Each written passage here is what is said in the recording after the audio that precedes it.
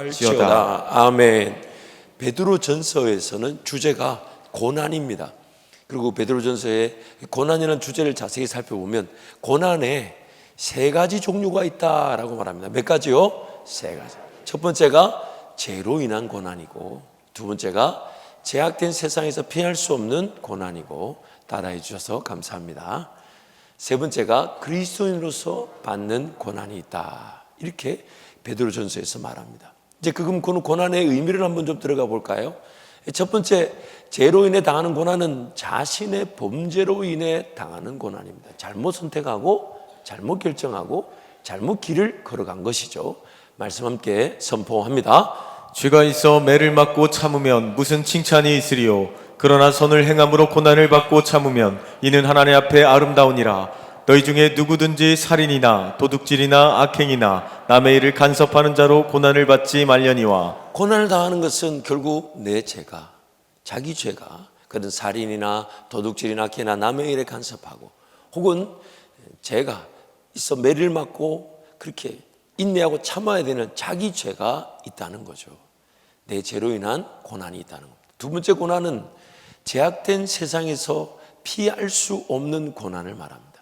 그것은 어떤 경우는 내 삶에 직접적인 이유와 어떤 원인이 없는데도 고난을 당하는 경우가 있죠. 그래서 말씀이 베드로전서 2장 19절 이렇게 말하는 거예요. 함께 선포합니다. 부당하게 고난을 받아도 하나님을 생각함으로 슬픔을 참으면 이는 아름다우나 애매히 고난을 받아도 하나님을 생각함으로 슬픔을 참으면 이는 아름다우나. 부당하게란 말은 unjustly라 그래서 부정하게, 정의롭지 못하게, 혹은 이전 개혁한글 성경에는 애매하다. 왜 애매하냐?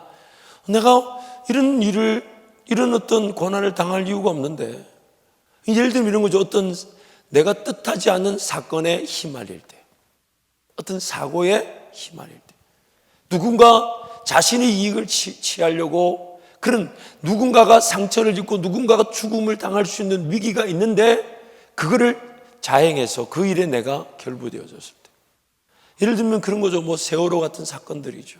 너무 안타깝죠. 누군가 그 욕심에 그 배 관리를 의도적으로 잘 관리하지 못해서 그런 아이들이 그런 어처구니 없는 죽음을 당하지만은, 그러나 그런 모든 죽음들도 죄로 말미암아 타락한 세상이 우리 서로 모두가 연결되어져 있다 보니까, 그래서 그 죄의 파동이라고 그러죠. 누군가의 잘못에 내가 뜻하지 않게 휘말려가지고 그 엄청난 고통과 고난, 죽임을 당하는 것까지 아픔이 일어날 수 있다. 그러니까 여러분, 삶이라는 건요 꼭 신앙이라고 해서 그런 것이 아니라, 삶은 나 혼자 잘 된다고 되는 게 아니에요. 누군가를 위한 그 공동체를 만들고 환경을 만들지 않으면 내 삶도 안전할 수가 없습니다. 뜻밖의 그런 교통사고를 당한다든지 재난을 당한다든지 어려움을 당하는 것, 죄로 말미암아 타락한 세상에서 욕심과 정욕이 난무하고 있다 보니까 그런 고난을 피할 수가 없다는 거예요. 세 번째 고난은 그리스도인으로서 참여하는 고난입니다. 하나님 나라와 영광, 즉 타인을 위해 받는 대속의 고난이죠. 말씀 함께 선포합니다. 그러나 의를 위하여 고난을 받으면 복이 있는 자니 그들이 두려워하는 것을 두려워하지 말며 근심하지 말고 선을 행함으로 고난받는 것이 하나님의 뜻일진데 악을 행함으로 고난받는 것보다 나으니라. 예수 그리스도의 십자가 고난을 내가 짊어지듯 그 고난에 참여할 때 그 고난이 오늘 나의 삶에 나를 지배하기는 어떤 은혜와 능력이 됩니다. 여러분, 방금 우리가 읽었던 세 가지 그 고난의 두 가지로 정리가 될 수 있어요. 뭐냐면 죄로 인해 고난을 당하든지, 아니면 기꺼이 나를 좀 괴롭히고 내가 좀 불편하고 내가 좀 힘들어도 고난에 참여하든지. 내가 고난에 참여하지 않으면 죄로 인한 고난은 계속해서 닥쳐옵니다. 마치 그 파도가 이고 풍랑이 일 때 그 파도 보고 풍랑 보고 두려워하지만 그 파도 풍랑은 다음에 또 올까요? 안 올까요? 또 옵니다. 결국 신앙생활도 마찬가지예요. 내 가정에 문제가 일어났을 때, 직장에 문제가 일어났을 때, 일터에 문제가 일어났을 때 물론 주님이 그 문제를 외면하지 않으시지만, 그러나 그 문제가 일어났을 때 우리의 자세가 어떻게 됩니까? 어떻게 됩니까? 그 문제 중에서도 나는 예수 따르고 있습니까? 아니면 그 문제만 풀려고 신앙생활하고 있습니까? 그러다 보니까 기도와 예배가 뜨겁게 살아나질 않아요. 어지간한 문제 당하지 않으면 기도하러 안 오잖아요. 여러분, 좀 힘들지만은 우리 오늘 분명한 기준을 하나 가지고 가야 되는 것은, 내가 기도하지 않고 내가 하나님 앞에 매달리지 않으면 문제는 안 오는 걸까요? 오고 있는 겁니다. 이미 제약된 세상에서 그런 거를 피할 수가 없어요.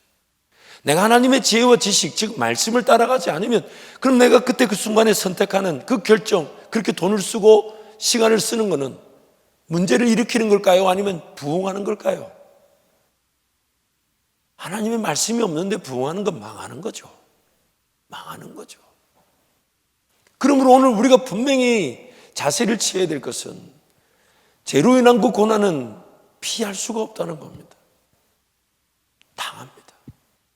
근데 신앙의 자리에서조차 그런 문제 어려움이 없으면 기도하러 안 오다가 기회에 그 문제를 만나면 기도하는 거, 그것도 너무 귀하고 감사하지만 평생 문제 해결에만 빠져 있어가지고 하나님 그분이 원하시는 나라의 꿈을 못 꿔보고 그 비전 앞에 나부터 희생하고 나부터 헌신하고 나부터 수고하고, 당연히 번거스럽겠죠. 당연히 불편하겠죠. 당연히 힘들겠죠. 그러나 그 사람은 그 본 꿈과 비전 앞에 자기 희생을, 그걸 고난으로 여기지 않으나 성경은 그것을 고난의 길이라고 얘기해 준다는 겁니다.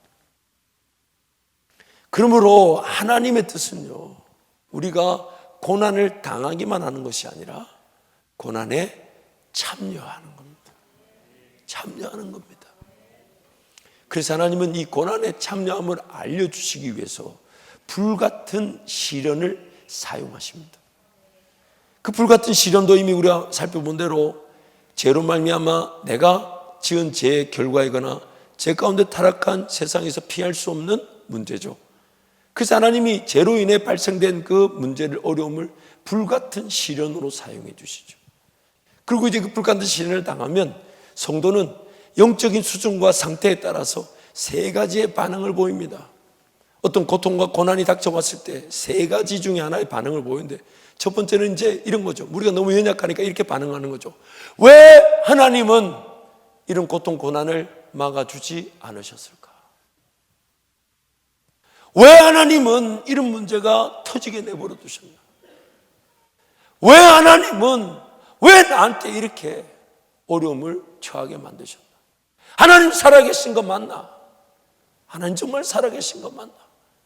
살아계신다면 이거 막아줘야 되는 거 아니냐? 살아계신다면 이런 문제 안 당하도록 지켜주셔야 되는 거 아니냐? 살아계신다면 내 이런 문제 당하지 않도록 보호하셨어야만 되는 거 아니냐? 그렇게 아우성치죠. 우리는 그렇게 마음이 연약하다 보니까 하나님 막아주실 수 있으셨잖아요. 하나님 지켜주실 수 있으셨잖아요. 하나님 보호해 주실 수 있으셨잖아요. 그렇게 아우성칠 때가 있죠. 그러나 하나님도 그런 것도 다 이해해 주시고 보듬어 주셨으니 오늘 여기까지 우리가 온 거 아닙니까? 그러면서 이제 그 고난을 대하다 보니까 이제 질문이 조금 더 한 차원 높아지죠. 그 질문이 뭐냐면, 하나님이 이 고난을 통해 나에게 가르쳐 주고 싶으신 것이 뭘까? 이 고난이 나에게 허락되었든 혹은 허용되었든 하나님 나에게 가르쳐 주고 싶으신 게 뭘까? 이제 이렇게 질문이 여전히 원망, 불평, 그 이유와 원인을 모르는 것에 대해서 막 막아주셨었는데 안 막아주신 것에 대한 불편함이 있지만 이제 그렇게 질문을 던지죠. 그런데 고난과 고통이 오면 그리스도의 고난에 참여한 것으로 그 고난을 당한 사람은 오늘 성경이 이렇게 말합니다. 기뻐하고 즐거워한답니다. 내가 예수 그리스도의 그 고난에 참여할 수 있는 것으로 행복해 한다는 거예요. 그래서 하나님은 지금 그 고난이라는 것을 죄로 말미암아 일어나는 불같은 시련으로 사용해 주셔서 우리를 일깨워 주시는 거죠. 그래서 시편 119편 67절 말씀이 이렇게 말하는 거예요. 우리 함께 선포합니다. 내가 고난을 당하기 전까지는 잘못된 길을 걸었으나 이제는 주님의 말씀을 지킵니다. 목자 되신 예수님을 따르지 않았구나. 목자 되신 예수님 지금 기록된 말씀으로 나를 가르쳐 주고 나를 성장시키고 나를 안전하게 그러나 또 걸어갈 길을 걸어가게 만드시는데 그걸 내가 몰랐구나. 고난을 당하면서 이제 내가 하나님의 말씀이 필요하다는 것을 알게 되죠. 그래서 이제 그 시편 119편 67절 다음에 71절 보면 말씀이 연이어서 이렇게 나옵니다. 함께 선포합니다. 고난을 당한 것이 내게는 오히려 유익하게 되었습니다. 그 고난 때문에 나는 주님의 율례를 배웠습니다. 오히려 고난이 내게 뭐다? 유익이다. 물론 고난이요 오라 이렇게 자부할 만한 분은 뭐 몇 명이나 있겠습니까만은 그러나 그 고난이 불같은 시련으로 도구가 되어 우리를 깨우는 거죠. 주님 말씀 없이는 고난을 피할 수가 없고 오히려 고난을 통해 내가 삶에 무엇이 필요한지 즉 하나님의 말씀, 하나님의 인도하심을 사모하며 그 길로 들어서게 되는구나. 고난당함이 내게 유익이다 이렇게 고백하죠. 그리고 또 이어서 119편 75절에 이렇게까지 얘기합니다. 우리 함께 선포합니다. 주님의 판단이 옳은 줄을 나는 압니다. 주님께서 나에게 고난을 주신 것도 주님께서 진실하시기 때문이라는 것을 나는 압니다. 여호와여 내가 알거니와 주의 심판은 의로우시고 주께서 나를 괴롭게 하심은 성실하심 때문이니이다. 우리 개역개정 성경이 참 재밌죠. 주께서 나를 괴롭게 하심은 뭐 때문이다? 하나님이 부지런하셔가지고 성실하셔가지고 참 마음에 안 들어요. 아니 성실하시면 부지런히 쫓아다니면서 문제 막아주시고 문제 해결해 주셔야 되지. 성실하신데 내한테 파도를 쏙 보내시고 성실하신데 나한테 문제를 훅 보내시고. 그런데 지금 제가 이렇게 쭉 보면서도 죄송합니다. 조금 몇몇 분을 보면서 저분이 고난이 없으면 예배 자리에 왔을까? 아니 누구라고 말하진 않아요. 몇몇 분 있어요. 내가 보니까 저기 한 두 분하고 여기 한 두 분하고 저분이 인생에 풀리지 않는 문제가 없었으면 여기 우리 장로님도 계시네. 여기 저나 우리 모두가 다 그 정도로 죄인들이잖아요. 그러니까 하나님이 우리를 올바른 길, 즉 문제와 어려움만을 해결하는 1차적인 목적이 아니라 나의 삶의 완성을 위해서 완전한 존재로 세워질 수 있도록 단지 문제 어려움 보고 벌벌 떨고 그거 해결해 달라는 그게 수준이 아니라 어떤 문제 어려움이 있든 그 하나님께 맡기고 그 위에 파도 위를 걸어가도 주님과 동행하는 사람, 그게 하나님의 목적인 거예요. 구약의 제사에 보면 제사법이 4가지 종류가 있죠. 이제 번제 태우는 거, 그 다음에 소제 이제 가루 같은 거죠. 그리고 거제 들었다 놨다.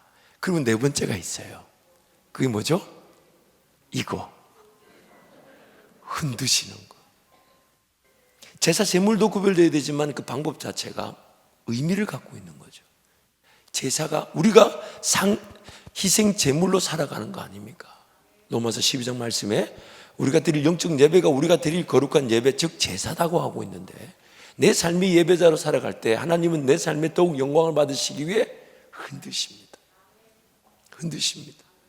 근데 그 흔드시는 게 내가 죄 가운데 고통과 고난을 피할 수 없다는 걸 모르는 분들은 그걸 알게 되고, 그러나 그리스도의 고난에 참여한 자들에게는 그 흔들면 하나님의 기회가 되는 거죠. 마치 풍랑과 파도가 일어났을 때 하나님을 의지했던 사도 바울은 그 풍랑과 파도 속에 자기가 제수의 신분이었음에도 그 배와 배 선원들에게 복음을, 즉 하나님이 우리를 지키신다라는 그 풍랑과 파도가 오히려 함께 고난을 당하고 있었지만은 그리스도의 고난에 참여하는 이들에게는 구원의 기회가 되는 것이고 능력의 기회가 되는 것이죠. 그러므로 하나님은 우리를 흔드십니다. 그 마치 문제와 어려움이 없는 인생을 추구하는 인생을 흔듭니다. 단지 문제와 어려움을 해결하고자 하는 그 수준에 갇혀 있는 신앙을 흔듭니다. 그리고 더 흔들 때마다 나중에는 내가 이렇게 얘기하죠. 하나님, 지금 부담스럽습니다.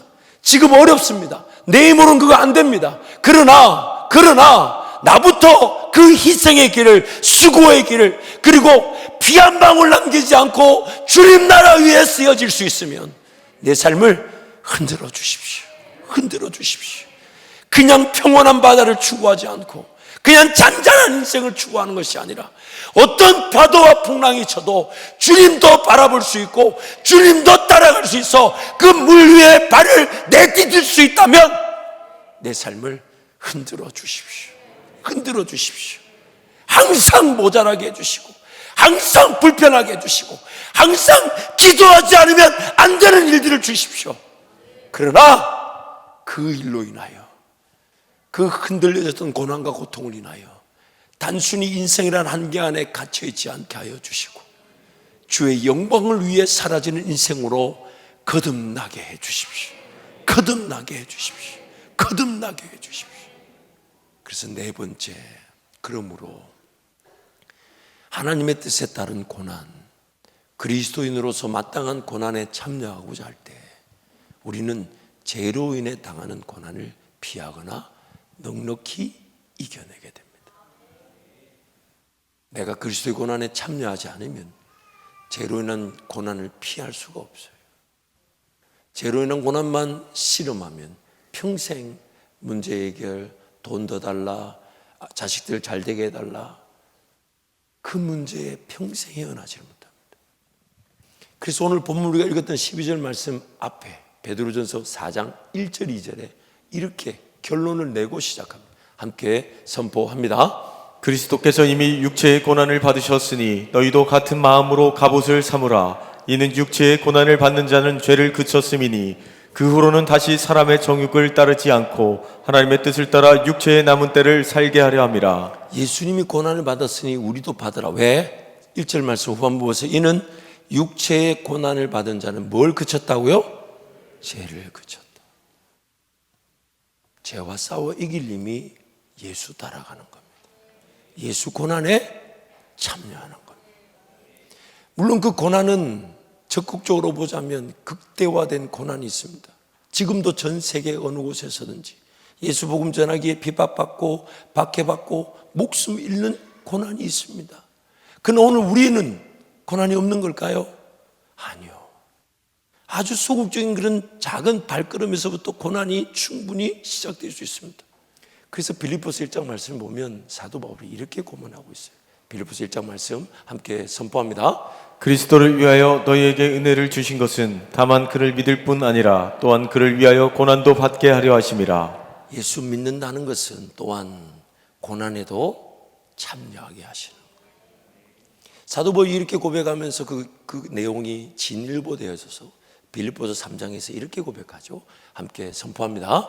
내가 그리스도와 그 부활의 권능과 그 고난의 참여함을 알고자 하여 그의 죽으심을 본받아 어떻게 해서든지 죽은 자 가운데서 부활에 이르려 하노니 내가 이미 얻었다 함도 아니요 온전히 이루었다 함도 아니라 오직 내가 그리스도 예수께 잡힌 바 된 그것을 잡으려고 달려가노라. 형제들아, 나는 아직 내가 잡은 줄로 여기지 아니하고 오직 한 일, 즉 뒤에 있는 것은 잊어버리고 앞에 있는 것을 잡으려고 푯대를 향하여 그리스도 예수 안에서 하나님이 위에서 부르신 부름의 상을 위하여 달려가노라. 사도 바울이 다시 나 여기 온전히 이루었다, 이만하면 족하다, 이만하면 살만하다, 더 이상 나는 고생 안 해도 된다, 이렇게 생각지 않고 푯대를 다시 재설정하고 재확인하고 달려가는데 그 푯대에 달려가는 목적이 10절이에요.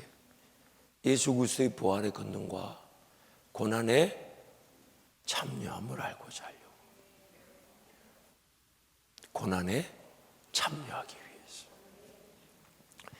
천국 가면 이제 주님을 만나면 우리의 삶이 로마서 14장 말씀에 하면 내 입으로 다 직고한답니다.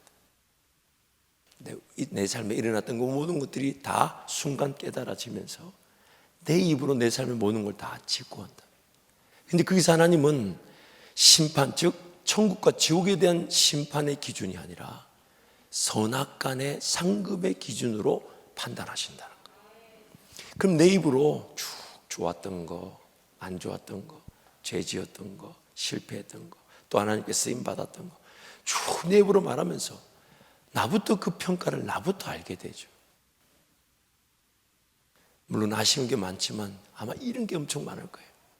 그때 그 희생하는 거 난 희생이라 생각 안 했는데 그저 주님 좋아서 내가 그렇게 물질이든 혹은 시간이든 혹은 내 육체를 에너지를 드리든 그 기뻐서 그냥 드린 건데 천국에 가서 그 말을 쭉 하는데 주님은 그걸 통해 이런 열매들을 맺었고 이렇게 내가 기뻐했다라고 그 평가가 나타날 때 난 그저 주님 사랑해서 그게 고통이고 고난인 줄 모르고 힘든 건 줄 모르고 기꺼이 희생하고 기꺼이 헌신하고 아무도 없다 해도 난 사람이면 충분한 나를 부르신 것만 해도 부담은 되지만 그 자리에 인내한 것뿐인데 주님 그걸 엄청나게 잘했다 하시면서 나에게 평가해 주실 때 내가 만약 다시 이 땅으로 돌아갈 수 있다면 내가 다시 이 땅으로 돌아갈 수 있다면 오늘 우리 삶은 어떤 기준으로 살아가겠습니까? 단지 천국 가면 아무것도 안 하고 가만히 이래가지고 그냥 주는 거 먹고 뭐 그게 아니라 온전히 하나님을 기뻐하고 하나님을 즐거워하고 그래서 그게 기뻐하고 즐거워하는 게 예배가 되는데 그게 영원히 간답니다. 그리고 영원히 하나님을 알 수가 있대요. 알고 또 알고 근데 아는 게 기쁘고 아는 게 즐겁고 아는 게 행복하고 그래서 하나님이 야 대단한데 하나님 또 알려주시고 또 보여주시고 그게 영원히 간다. 뭐 다른 걸 떠나서 창조 때부터 지금까지 아니면 예수 모신 그날까지 이 땅에 일어났던 원리 질서들 이런 거 하나씩만 가르쳐줘도 얼마나 많은 시간이 가겠습니까? 아 하나님 참 신비로웠군요. 하나님 정말 대단했군요. 그리고 내 삶에 나도 모르는 나에 날 지키셨던 그런 기록들을 보여주시면 와 얼마나 감사하겠습니까? 그런 걸 안다는 거예요. 근데 하나님 그 존재 그 자체를 알아가기 시작한 그게 영원한 건데 이 땅에서 그것을 맛보기 위해 예수 믿고 구원받은 건데 그 고난에 기꺼이 참여해야만이 나를 지배하고 있는 그 죄의 고난을 내가 이겨낼 수 있는 건데 그래서 주님께 달려나와 헌신하고자 하고 수고하고자 하고 희생하고자 하는 게 복입니다. 복입니다.